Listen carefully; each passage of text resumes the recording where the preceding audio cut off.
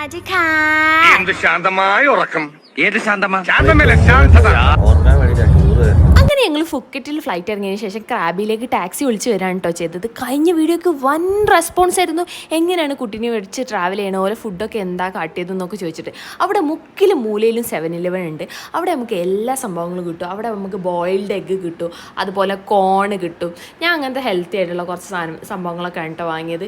പിന്നെ അതുപോലെ തന്നെ ഞാൻ ഡ്രിങ്ക് ആയിട്ട് വാങ്ങിയത് ഈ ഡച്ച് മിൽക്കിൻ്റെ ഈ ഒരു ഓറഞ്ച് ജ്യൂസും അതുപോലെ സ്ട്രോബെറി ജ്യൂസും. ഇതിനൊക്കെ 10 ബാത്തേ വരുന്നുള്ളൂ. അപ്പോൾ പൈസ നോക്കിയിട്ടും പിന്നെ അതുപോലെ നല്ല ടേസ്റ്റുള്ള സാധനമാണ്. പിന്നെ ഈ മേജിൻ്റെ പാലുമാണ് കേട്ടോ ഞാൻ വാങ്ങിയത്. പിന്നെ അതുപോലെ ന്യൂഡിൽസിലൊക്കെ ഇല്ലാത്ത ഫ്ലേവറില്ലേ എല്ലാ seafood mixes, squid, shrimp, full കൺഫ്യൂഷനായി പോയി. ഞാൻ ചിക്കനൊക്കെ ഉണ്ടോ നോക്കിയിട്ടോ.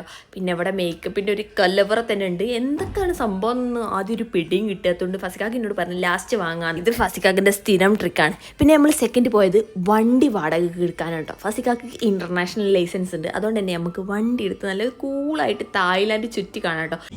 പെട്രോൾ പമ്പിൽ നിന്ന് പെട്രോൾ അടിക്കണ ഭാരത പെട്രോൾ അടിക്കണ ആളില്ല, ഫസിക്കാക്ക് തന്നെയാണ്. എന്താ എവിടെ നിൽക്കട്ടെ ഒന്നും അറിയില്ല. അങ്ങനെ ഫസിക്കാക്ക് ഒരു പെണ്ണുങ്ങളെയും കൂട്ടി വന്നിട്ടോ. ഒന്നിനല്ല പെട്രോൾ അടിക്കാനാണ്. അപ്പം അമ്മ അതിൽ പൈസ ഇട്ട് കൂളായിട്ട് പെട്രോൾ അടിച്ചിട്ടോ. അപ്പോഴാണ് നമുക്ക് മനസ്സിലായത് സിമ്പിളാണെന്ന്. പൊട്ട ഫസിക്കാക്ക.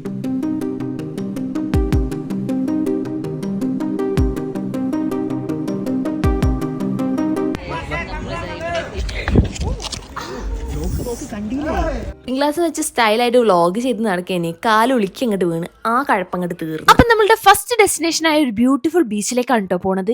ഇവിടെ നമുക്ക് ബോട്ട് വഴി മാത്രമേ ആക്സസ് ചെയ്യാൻ പറ്റുള്ളൂ. അപ്പോൾ 20 മിനിറ്റ്സ് റൈഡ് ഉണ്ട് അവനാക് ബീച്ചിൽ നിന്ന് ഇവിടേക്ക് കേട്ടോ. പൂരപ്പൊടി വറുത്തച്ചായിട്ടുണ്ട്, അത്രയും പ്യുവർ.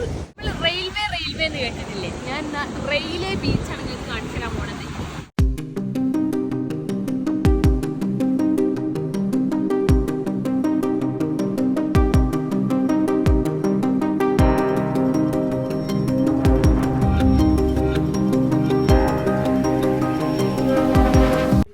ഈ ബീച്ചിലെത്തിയപ്പോൾ തന്നെ ഞാൻ എൻ്റെ വേദനയൊക്കെ മറന്നിട്ടോ. ഒരു മാജിക്കൽ ബീച്ച് പോലെ തോന്നിട്ടോ. ഭയങ്കര സമാധാനം. പിന്നെ ബീച്ചൊക്കെ ആസ്വദിച്ചതിന് ശേഷം നമ്മൾ കുറച്ച് ഫോട്ടോസൊക്കെ എടുത്ത്